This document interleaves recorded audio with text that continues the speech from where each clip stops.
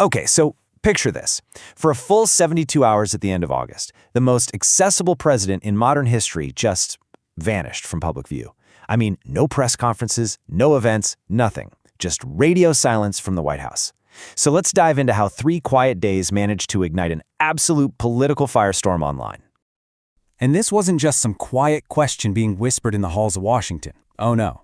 It completely exploded online. "Where is Donald Trump?" started trending everywhere on X.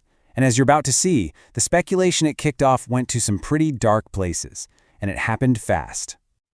To really get why this silence was so, deafening, you have to look at his usual schedule.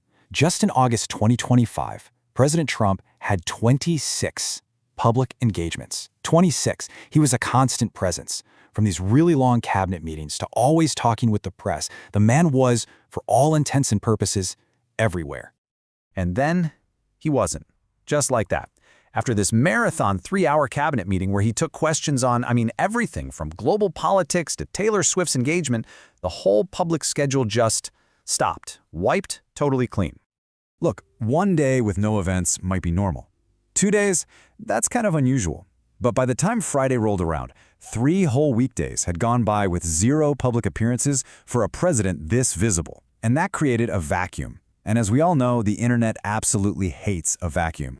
So, with no official word coming out besides some vague talk about standard policy and staff meetings, the online world started to write its own story. And let me tell you, this story took a really dramatic and frankly pretty morbid turn. The whole narrative just escalated with shocking speed. By Saturday morning, the top searches on Google weren't just about where he was anymore. No. The speculation, with absolutely no evidence, had jumped to some wild conclusions about his very survival. And then you've got Vice President J.D. Vance, who kind of added fuel to this fire. Now, he did say he believed Trump was in incredibly good health, but he also mentioned being prepared for a terrible tragedy. Well, you can imagine. That little soundbite got clipped and shared everywhere, just fanning the flames of conspiracy. But then, a voice of reason sort of cut through all that noise. While the internet was losing its mind with all these rumors, it turns out Trump had actually done an hour-long interview. A Daily Caller correspondent, Reagan Reese, posted this on social media, a direct takedown of all the wild conjecture. And just like that, the entire thing just collapsed. On Saturday morning, all the speculation came to a really sudden and, honestly, a very boring end. The answer to that huge trending question, where is Donald Trump? Well, it turned out to be pretty simple. He was at the White House, and he was just on his way out